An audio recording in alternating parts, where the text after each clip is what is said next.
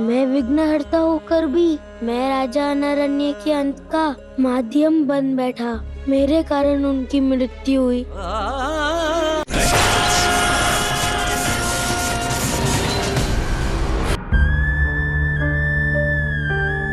गणेश, ना तुम भोजन ग्रहण करते हो और ना जल, और अब तुम्हें ज्वर भी हो गया है। ऐसे कैसे चलेगा पुत्र? तुम विश्राम करो, मैं तुम्हारे लिए औषधि लेकर आती हूँ। नहीं माता, विश्राम कैसे करूँ माता? मुझे तो निद्रा भी नहीं आ रही।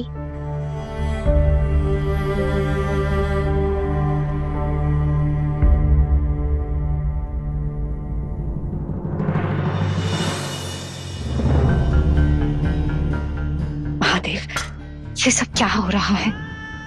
गणेश की चिंता, उसका विषाद, मैं कुछ नहीं जानती। आप बस उसे स्वस्थ कर दीजिए। गणेश का आत्मविश्वास डगमगा चुका है देवी। अब उसके मन के द्वंद को स्थिर करना होगा। हाँ, परंतु कैसे महादेव? पहले विषाद की बात करते हैं। उसके लिए हमें गणेश को समय ही नहीं देना। गणेश, इधर आओ पुत्र।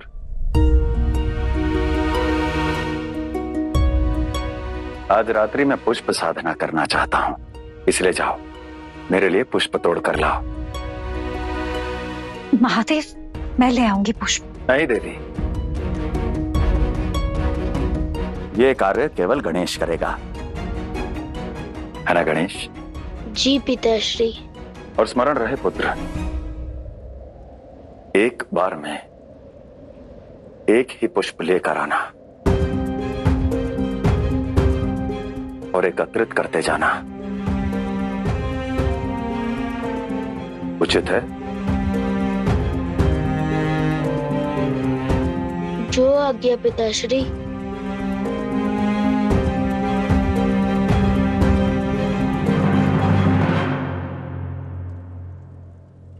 इस निर्देश का क्या अर्थ हुआ महादेव? गणेश को निद्रा नहीं आ रही है ना देवी, इसलिए उसके तन को थकाना आवश्यक है। महादेव, हमारा गणेश स्वस्थ हो जाएगा ना? होना ही होगा,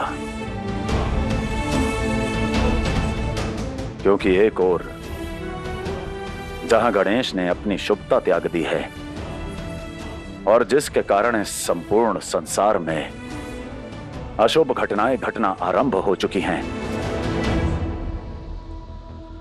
और एक और रावण है जो ऐसा घोर अशुभ करने को सच है जो इस संपूर्ण सृष्टि के हर नियम के विपरीत है।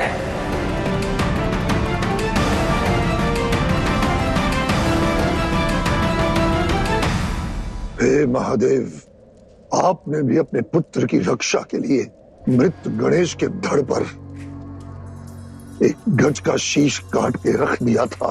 अब आप भी मेरे इस कर्म के पीछे मेरे पुत्र मोह को समझ ही गए होंगे।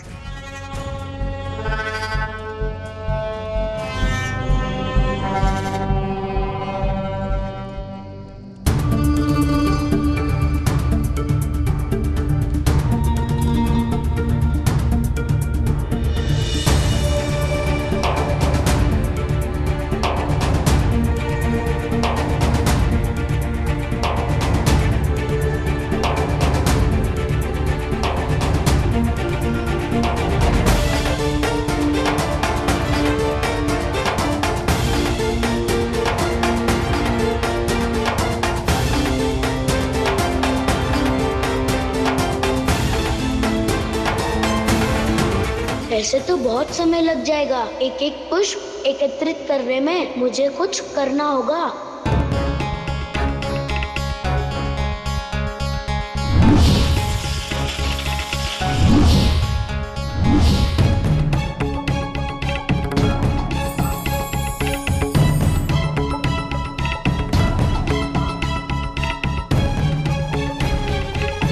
रुको गणेश,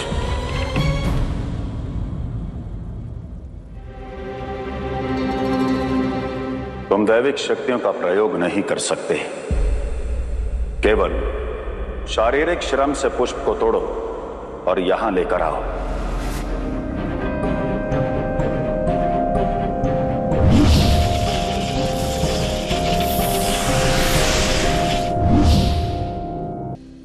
नहीं पिताश्री, ये पुष्प ठीक नहीं है। जब इन्हें लाने वाला ही श्रेष्ठ नहीं है तो पुष्प कैसे श्रेष्ठ होंगे? मैं इस शुभ कार्य का बेड़ा कैसे उठा सकता हूँ?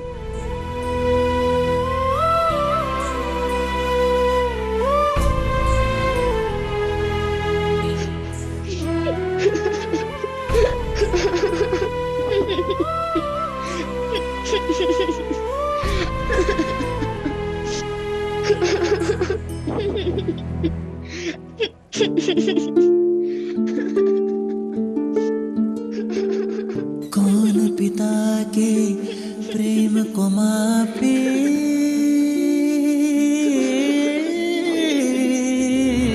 पुत्र का दुख शिव मन को व्यापे। शिव होना कोई सहज नहीं है,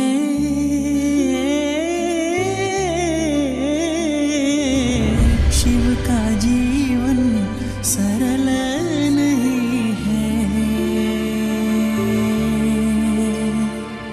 करुणा के सिंधु है शिव, प्रेम बिंदु है शिव, है पिता भी और परम पिता।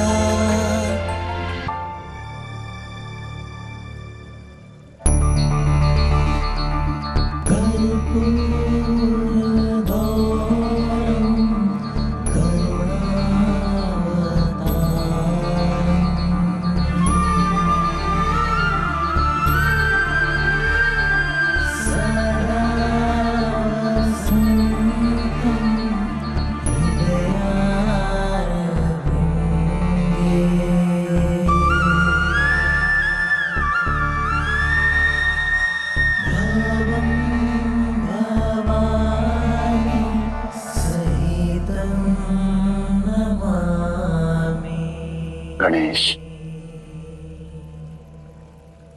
तुम भी श्रेष्ठ हो और ये पुष्प भी।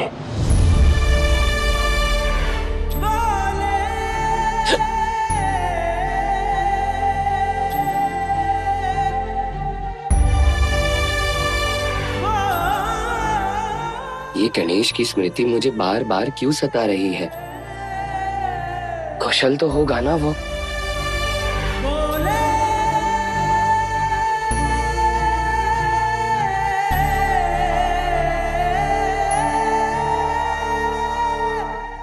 मैं विघ्नहर्ता होकर भी मैं राजा अनारण्य के अंत का माध्यम बन बैठा। मेरे कारण उनकी मृत्यु हुई। पुत्र, कई बार महत्वपूर्ण आरंभ के लिए अंत आवश्यक होता है और तुम इस आरंभ के माध्यम हो। आरंभ? तात्पर्य पिताश्री? अनारण्य अयोध्या के राजकुमार शिव के भक्त थे।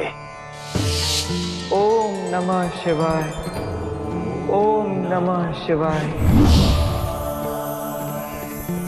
ओम नमः शिवाय, ओम नमः शिवाय, ओम नमः शिवाय, ओम नमः शिवाय, ओम नमः शिवाय।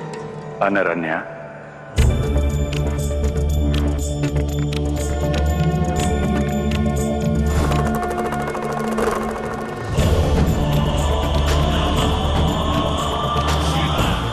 प्रणाम प्रभु।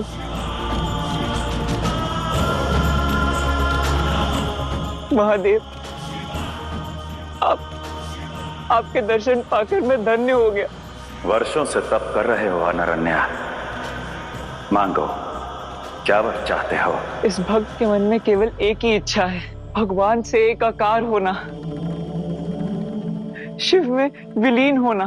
यदि शिव से एकाकार होना चाहते हो तो विष्णु से कर्म करो। शिवस्य हृदयम विष्णु, विष्णु च हृदयम शिवम। यदि तुम विष्णु से एकात्म हो गए तो शिव से भी एकात्म हो जाओगे।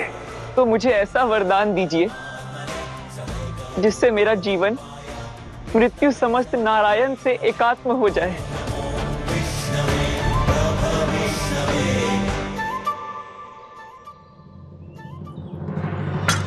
तथास्तु, तथास्तु, तथास्तु। और जब रावण ने अनरण्या का वध किया तब उसके मुख पर एक मुस्कान थी, उसके हृदय में शांति थी, मन में संतुष्टि का भाव था। और जो उनके अंतिम वचन थे वो केवल अंतिम बोल नहीं, विधि का विधान है, भविष्य की झलक है। रावण, तुम्हारा वध मेरा वंशज करेगा, मेरा वंशज करेगा। और तुम गणेश इस नियति के निमित्त हो।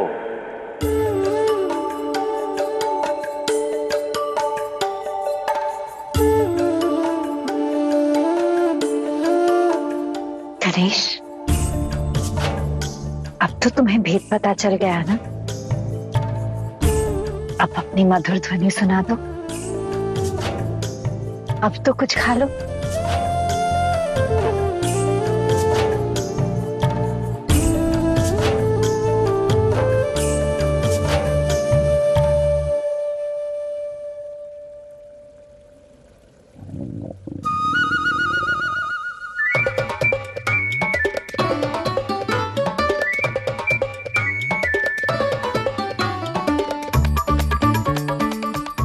क्षमा करे माता, जो मैंने आपके हाथों से बने स्वादिष्ट मोदक खाने से मना कर दिया। किंतु सत्य तो यह है कि मुझे बहुत भूख लगी है। कुछ खिलाएंगी नहीं माता? अवश्य।